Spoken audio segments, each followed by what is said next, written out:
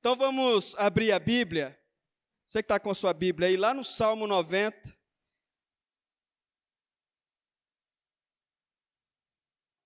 Salmo 90. Eu vou estar lendo um versículo por vez, porque o texto é grande, então eu vou lendo um versículo e vou comentando com vocês. Salmo 90.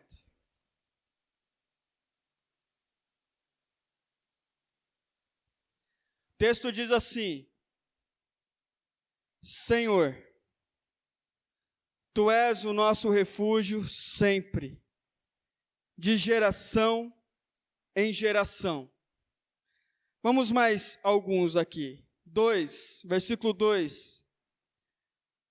Antes de nascerem os montes, e de criares a terra e o mundo, de eternidade a eternidade, Tu és Deus.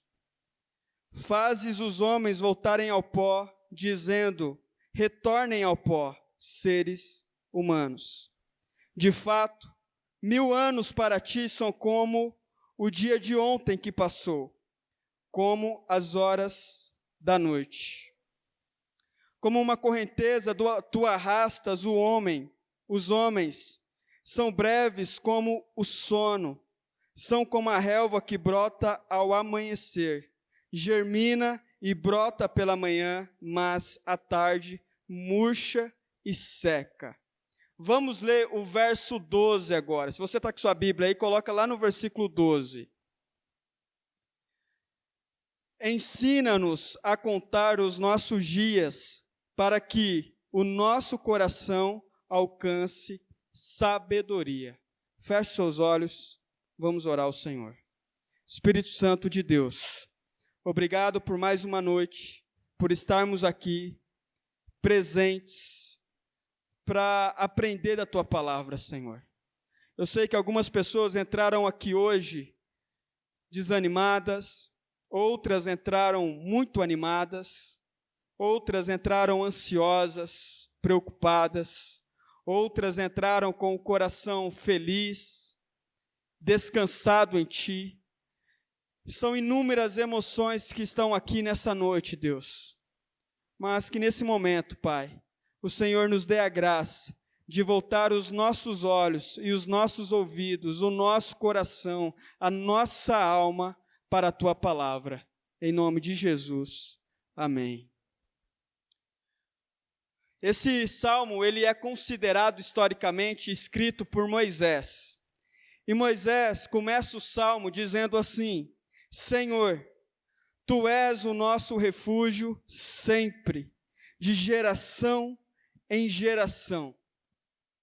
Tem um autor que eu citei, inclusive hoje no estudo pela manhã, nós estávamos falando sobre cosmovisão, e uma das coisas que eu falei foi o autor chamado A.W. Pink.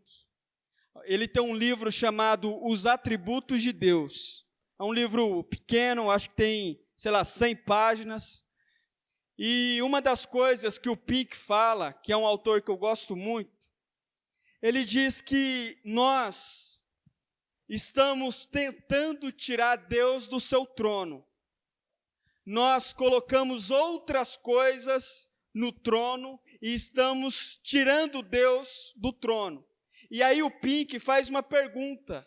Ele diz assim: quem manda no mundo? Deus ou o diabo? Quem manda no mundo? Quando nós paramos para pensar sobre isso, nós às vezes achamos que Deus tem algum poder de abençoar você, de dar um emprego para você, de curar você de uma enfermidade. Nós acreditamos que Deus tem o poder para curar alguma emoção da sua alma. Nós acreditamos que Deus tem o poder para muitas coisas, mas implicitamente nós não acreditamos que Deus governa o mundo. Nós achamos que outras coisas governam o mundo. Nós achamos que talvez Satanás governa o mundo. Nós achamos que algum político, algum presidente de algum país muito poderoso é que governa o mundo. E nós nos esquecemos que Deus é quem governa o mundo. E o A.W. Pink, ele faz questão de escrever um livro chamado Deus é Soberano, para justamente equilibrar isso. Porque hoje em dia nós gostamos de tirar Deus do seu trono e colocamos outras coisas em seu lugar. No entanto, irmãos, Moisés, ele não pensa como muitas pessoas pensam hoje. Moisés tem plena consciência de que Deus é quem manda no mundo. Homens como Davi, ele tinha plena consciência que Deus é soberano. Hoje em dia nós cantamos, nós falamos, Deus é soberano. Deus é soberano, o que isso quer dizer? O que você quer dizer quando você abre a sua boca e fala assim, Deus é soberano? Às vezes nós falamos que Deus é soberano, mas nós não acreditamos que Ele é soberano. No entanto, Moisés, ele começa de uma maneira muito sutil, dizendo assim, e é uma oração que Moisés faz. Ele diz, Senhor, Tu és o nosso refúgio, sempre, de geração em geração. Moisés tem consciência que ele, durante toda a sua vida, se meteu em muitos problemas. Moisés, como eu e você, já nos metemos em muitos problemas, em muitas dificuldades, coisas que nós não deveríamos, mas por imprudência nossa, nós nos colocamos em determinadas situações. E essas situações, para alguns, trouxeram perigo, trouxeram desespero, trouxeram ansiedade, porque se meteram em situações que não eram para se meter. Talvez alguns compraram o que não eram para comprar, e aí adquiriram uma dívida que não precisava ter adquirido. Alguns falaram o que não eram para falar, e por falar o que não era para falar, acabou ganhando inimigos que não precisavam. Mas a gente sempre vai cometer esses erros. Eu e você sempre vai falar o que não deve ser falado. Por mais que a gente busque, por mais que a gente ore, por mais que a gente peça sabedoria, uma hora escapa. Não existe aquela pessoa que sabe falar e se posicionar em todas as situações da vida. Às vezes, por mais maduro que você esteja, por mais experiente que você seja, por mais coisas que você tenha vivido, você se coloca em cada situação, você fala cada coisa que você olha e você fala, nossa, rapaz, parece que eu voltei a ter 12 anos agora. Você sempre vai se colocar em situações que não condiz com a idade que você tem, que não condiz com o cargo que você tem, porque nós somos assim. Nós somos falhos, nós somos pecadores. Tem um poema do Fernando Pessoa, e que ele faz uma crítica nesse sentido. Ele diz assim, olha, eu não conheço ninguém que não seja príncipe. Eu não conheço ninguém que tenha cometido um erro. Todos eles são maravilhosos, todos os meus amigos são perfeitos, todos sempre acertam, todos sempre se dão bem, todos sempre fazem coisas extraordinárias. Só eu que de vez em quando falo umas babaquices, só eu que de vez em quando me meto em situações que não deveria me meter, só eu que de vez em quando cometo uns erros catastróficos. Machado de Assis está sendo irônico, obviamente, quando ele diz que as pessoas gostam de vender uma imagem de perfeição. A mulher, ela sobe no salto, se maqueia, e aí ela gosta de aparentar que ela é perfeita, extraordinária. tudo que ela faz é na medida certa. Tudo que ela faz, olha, é no tempero certo. Ela nunca fala o que não deveria ser falado.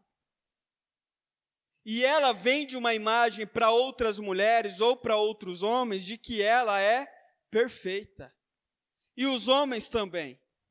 Os homens, às vezes, sobem em uma sandália moral, em um tamanco moral, aonde eles acham que eles são os caras, que eles têm resposta para tudo, que eles nunca falam o que não deveria falar, que eles sabem de tudo. Mas a verdade é que nós somos como Fernando Pessoa, que sempre dá um bola fora. A gente não queria, mas dá um bola fora. A gente fala o que não deveria falar. De vez em quando a pessoa se pega lá com 50 anos e às vezes tem comportamento de 10. É assim que é o ser humano. E por isso Moisés, já experiente, maduro, sabendo dessas coisas, ele diz na sua oração no verso 1, Senhor, Tu és o nosso refúgio sempre, de geração em geração. Deus é o refúgio do cristão. Deus é o refúgio de todo aquele que confia nele de verdade. Porque nós sabemos, irmãos, que nós não somos tudo aquilo que gostaríamos de ser e não somos tudo aquilo que as pessoas pensam que nós somos. E nós precisamos, em muitos momentos na nossa vida, nos refugiar onde? Em Deus, e dizer assim, Senhor, tem misericórdia de mim. Senhor, me perdoa. Deus, me ajuda, me livra dessa, Senhor. Senhor, me livra dessa. Prometo que se o Senhor me livrar dessa, eu nunca mais cometo esse erro. Quantas vezes nós não nos colocamos em situações de constrangimento? E Moisés, ele diz, Senhor, Tu és o nosso refúgio. Tu és o meu refúgio. Porque eu sei que de vez em quando, ou de vez em sempre, eu preciso correr para o Senhor. Para pedir ajuda, para pedir socorro, para pedir uma estratégia para sair disso, porque eu cometi mais uma vez um erro. E nós precisamos olhar para Moisés, olhar para essa humildade que Moisés tem e aprender com ele. Aprender com ele. Tenha menos expectativas sobre você. Tenha menos expectativas sobre você. Você não é tudo isso. E às vezes nós precisamos nos conscientizar disso. Opa, olhar no espelho, aquela imagem maravilhosa, e dizer assim, você que está aí, você não é tudo isso. Eu gostaria de ser, mas não é. Não é. Mas graças a Deus que Ele é o nosso refúgio. E o Moisés faz um acréscimo nisso, que ele diz assim, Senhor, Tu és o nosso refúgio sempre. Olha só a convicção de Moisés, sabendo quem ele é e sabendo quem Deus é. E ele diz, graças a Deus que o Senhor é o meu refúgio sempre. Sempre, porque se dependesse de mim, eu estava enrolado. Se dependesse da minha sabedoria, eu estava enrolado. Porque quantas palavras eu falei na hora errada. Quantas vezes eu me posicionei de um modo equivocado? Quantas vezes eu desonrei pessoas que eu deveria honrar? Quantas vezes eu amaldiçoei pessoas que eu deveria abençoar? Quantas vezes, Senhor, obrigado por ser o meu refúgio sempre. E nós, como homens e mulheres que crê em Deus, nós devemos ter essa consciência de que se não for Deus na sua vida, na minha vida, nós estamos fadados ao fracasso. Nós estamos fadados à destruição. Por isso que Moisés começa a oração dele de uma maneira perfeita. Obrigado, Senhor, por ser o meu refúgio sempre, de geração em geração. Ele foi o refúgio, sabe de quem? Do seu avô. Você acha que o seu avô foi esse cara sensacional? Se não fosse Deus na vida dele, seu avô estava enrolado. Você acha que o seu avô, seu pai, foi esse cara sensacional? Se não fosse Deus na vida dele, seu pai estava enrolado. Você acha que você é essa pessoa sensacional? Se não for Deus na sua vida, você está enrolado. Por isso que Moisés diz: Senhor, obrigado por ser o meu refúgio sempre. Obrigado por ser meu refúgio sempre. De geração em geração. Aqueles que têm o privilégio já de ser pai ou ser mãe, ensine isso para os seus filhos. Ensine isso para os seus filhos. Ensine que os seus filhos nunca serão tudo aquilo que eles gostariam de ser. Mas graças a Deus que Ele tem o Senhor como refúgio. Nós nunca seremos tudo aquilo que gostaríamos de ser, mas graças a Deus por ser o nosso refúgio sempre. Ele diz no verso 2, antes de nascerem os montes e de criares a terra e o mundo, de eternidade a eternidade, tu és Deus. Antes de tudo isso que nós vemos hoje com os nossos olhos naturais existir, Deus já estava lá. Antes desse problema que você está enfrentando existir, Deus já estava lá. E Deus já viu esse problema que você está enfrentando na vida de outras pessoas 1 trilhão de vezes. E Deus sempre esteve lá antes disso acontecer. Nós precisamos ter a consciência de que Deus é soberano. Mas essa soberania, ela não pode ser dita por nós apenas, ela tem que ser acreditada com todas as nossas forças. Moisés tem essa convicção, Deus é soberano, para ele, não é uma fábula. Dizer que Deus é soberano para Moisés não é uma frase pronta. Ele tem consciência de que Deus já tem o controle de todas as coisas, que Deus construiu todas essas coisas e que Ele estava lá antes de todas essas coisas existirem. Você olha para um monte. Eu imagino Moisés lá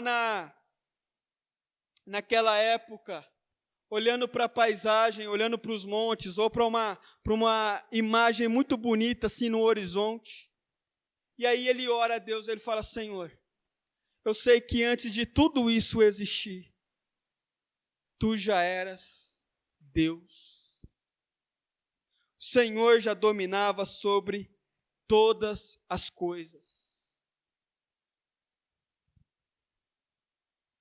Então agora Moisés, no verso 3, ele faz uma coisa importante para nós meditarmos. Ele diz assim: fazes o homem voltar ao pó, dizendo, retorna ao pó, seres humanos. Deus é aquele que faz o homem voltar ao pó. Deus é aquele que coloca um ponto final na vida de qualquer ser humano. Deus é soberano. Aí nós dizemos, Deus é soberano, mas será que Ele domina sobre a minha vida? Deus é soberano, mas será que Ele domina sobre Piracicaba? Deus é soberano, mas será que Ele domina sobre o Brasil? Deus é soberano, mas será que Deus é soberano e Ele domina sobre todas as coisas. É o que Moisés está dizendo. inclusive sobre os homens, por mais que os homens possam se achar poderosos ou autossuficientes. Vocês se lembram de Nabucodonosor, o homem mais poderoso da época dele? E aí chegou um momento que Nabucodonosor começou a se achar demais, e Deus colocou sobre Nabucodonosor uma doença mental, para que humilhasse ele, e para que ele tivesse consciência de que aquele poder que Nabucodonosor tinha na mão, sendo o homem mais poderoso da época, sabe quem deu para ele? Deus. Deus diz para Nabucodonosor: você só é esse homem poderoso porque eu dei esse poder para você. Deus é soberano. Deus tem o poder de fazer os nossos dias se encerrarem, porque Deus é soberano. Deus tem o poder de dar vida. Deus é soberano. E Moisés, na sua oração, ele faz questão de ressaltar isso, porque nós precisamos lembrar de quem nós somos, e nós precisamos lembrar de que nós dependemos de Deus, mais do que nós gostaríamos de pensar. Presta atenção nisso. Você depende de Deus mais do que você gostaria de admitir. Você depende de Deus mais do que você gostaria de admitir. Porque Deus é soberano. E Ele tem poder sobre a sua criação. De fato, Salmo 90, verso 4, diz assim: de fato, 1000 anos para ti são como o dia de ontem que passou, como as horas da noite. Deus é soberano e Ele não está preso no tempo. Eu e você estamos presos no tempo. Eu agora, em outubro, fiz 30 anos. Eu falei, nossa, rapaz, mas deu a sensação que eu envelheci naquele dia, assim, ó. Tem gente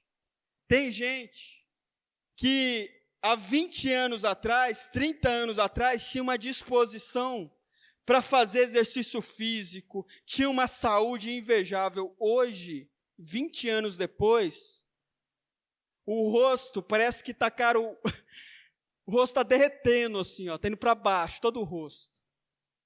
Rugas que não acabam mais, rugas nascem por toda parte, porque nós estamos sujeitos ao tempo. Queira você ou não, esse ano, quem já fez aniversário, inclusive nós temos um irmão aí que está fazendo aniversário hoje, fazendo 30 anos, e pode ter certeza que, nossa, envelheci. Você faz 29 anos, parece que está tudo bem, você fez 30, acabou tudo. Irmãos, nós precisamos ter essa consciência. Eu estou preso no tempo. Você vê as mulheres fazendo loucuras para tentar manter a pele bonita e tal. Ela está presa no tempo. Sabe quem não está presa no tempo? Quem não está preso no tempo? Deus. Deus é soberano.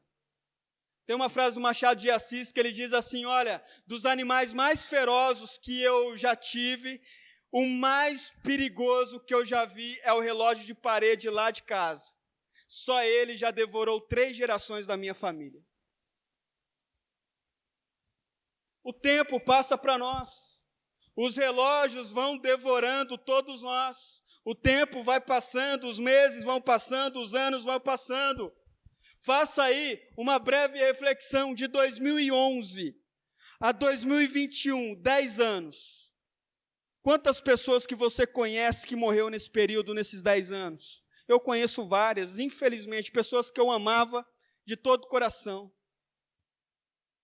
De 2021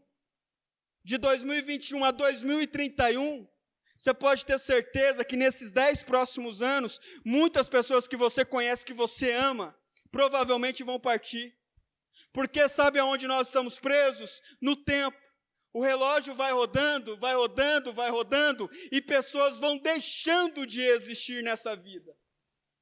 Mas sabe quem não está preso no tempo? Deus, porque Deus é soberano, e Ele domina sobre todas as coisas, inclusive sobre o tempo. Então, para Deus, não existe a preocupação de fazer 30 anos, de fazer 50 anos, de fazer 70 anos, 80 anos. Para Deus, essa é uma preocupação inexistente. No verso 5, Moisés diz: como uma correnteza, tu arrastas os homens, são breves como o sono, são como a relva que brota ao amanhecer. Moisés, naquele tempo, ele sabe, ele já tem experiência o suficiente para saber que as pessoas morrem. Elas vão morrendo, elas vão deixando de existir. Quantos amigos de Moisés, você vai lendo toda a história de Moisés, ali o Pentateuco, e você vai vendo surgindo, o ministério de Moisés. Aí ele tem Arão, tem Miriam, a irmã, tem um irmão dele que ajuda ele em todo o ministério. Daqui a pouco, morre Arão. Daqui a pouco, Moisés vê a sua irmã morrendo. E as pessoas que ele tanto ama vão morrendo. Porque é assim a vida do homem. E nós não podemos nos esquecer disso. Nós não podemos nos esquecer de que o tempo passa. Por isso o Senhor deve ser o nosso refúgio, sempre.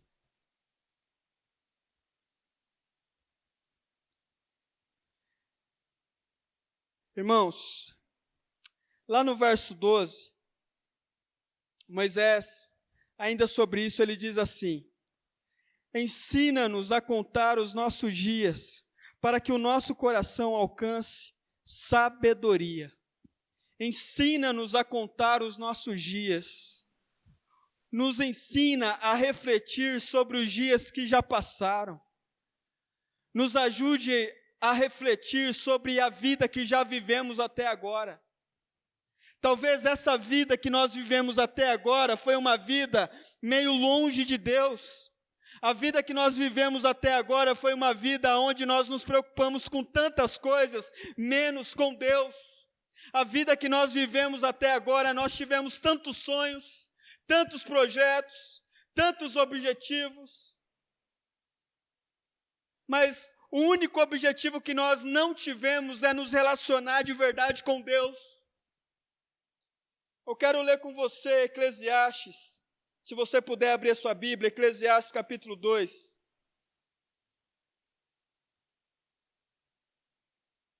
Eclesiastes capítulo 2.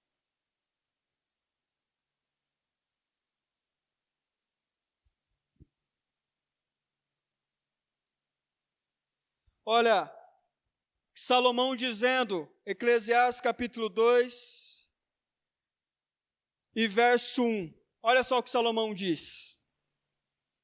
Eu disse a mim mesmo, venha, experimente a alegria, descubra as coisas boas da vida, as viagens, os prazeres, as bebidas mais sofisticadas, as comidas mais caras. Descubra as coisas boas da vida.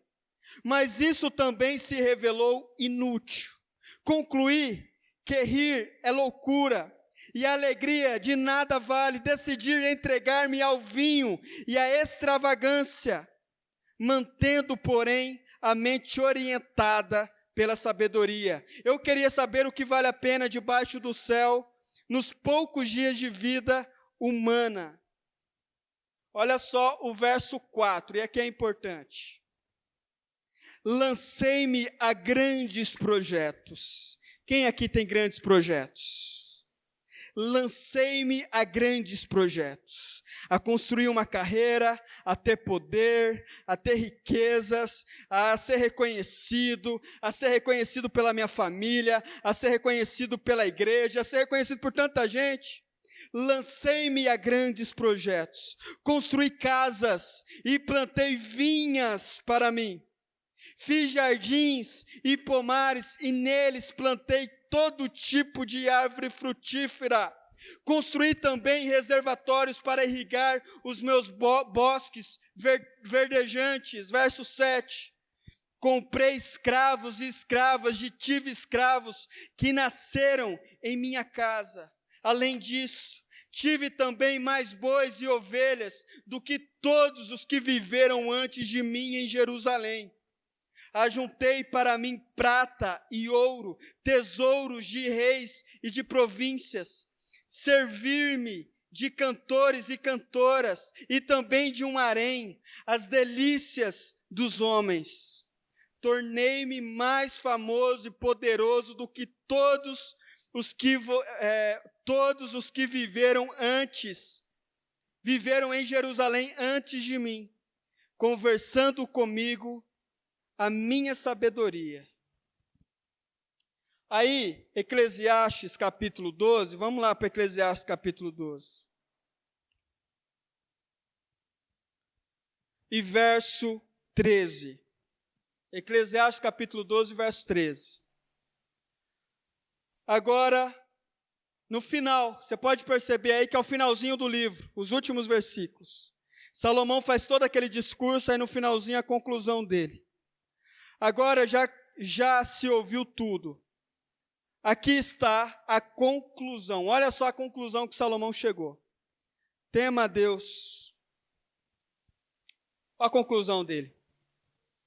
Tema a Deus. Diga isso para você às vezes, ou melhor, diga isso para você sempre. Tema a Deus e obedeça aos seus mandamentos, porque isso é essencial para o homem. Conclusão de Salomão, tema a Deus. Você tem projetos, você tem objetivos, você quer construir grandes casas, você quer conquistar muitas coisas, você quer experimentar as bebidas caras, as comidas caras, você quer fazer tanta coisa, você quer ser reconhecido pela sua família, você quer tanta coisa. Aí Salomão diz lá no final de Eclesiastes, olha, você quer um conselho? Você imagina você recebendo o conselho de Salomão. Você imagina Salomão sentando com você e falando assim, olha, eu vou dar um conselho para você. Você quer um conselho? Sim, eu quero um conselho, vai, me dá. Tema a Deus. Tema a Deus. E às vezes nós nos esquecemos da simplicidade. Temer a Deus. Nós nos lançamos a projetos, a coisas extraordinárias. No entanto, nós colocamos o nosso coração nisso, com tanta força, com tanta entrega, que nós nos esquecemos de Deus, que nós nos esquecemos de servir ao Senhor. Oração, fazer uma oração tão linda como Moisés está fazendo aqui no Salmo 90. Qual foi a última vez que você fez uma oração assim? Qual foi a última vez que você fez uma oração sincera diante de Deus? Qual foi a última vez que você chorou diante de Deus? Qual foi a última vez? Agora, qual foi a última vez que você foi orar e pediu para Deus abençoar os seus projetos? Talvez faz um dia, 2 dias. Essas coisas nós oramos com muito fervor. Ensina-nos a contar os nossos dias para que o nosso coração alcance sabedoria. Que você possa ter isso na sua mente, que você possa ter isso no seu coração. Sonhar, ter projetos, querer alcançar coisas, não é pecado, não é errado. No entanto, nós só queremos fazer isso. Nós só queremos conquistar. nós só queremos expandir, nós só queremos poder, nós só queremos ser reconhecidos. E talvez seja o momento de alguns de nós colocar um pouco o pé no freio e dizer assim, olha, eu quero continuar com tudo isso, mas para mim a prioridade é Deus. Eu quero servir ao Senhor de verdade. Eu quero servir ao Senhor com sinceridade. Eu quero realmente ter um relacionamento como Moisés tinha com o Senhor. Eu quero poder orar ao Senhor com profundidade. E para terminar, no verso 10, Salmo 90 e verso 10, Moisés diz assim: os anos de nossa vida chegam a 70, naquele tempo, quase 4.000 anos atrás, Moisés diz, os anos da nossa vida chegam a 70. Ou seja, as pessoas viviam bem também, quase que nem a gente vive hoje. O pessoal fala hoje, o pessoal está vivendo mais. Os anos da nossa vida chegam a 70, ou 80 para os que têm mais vigor.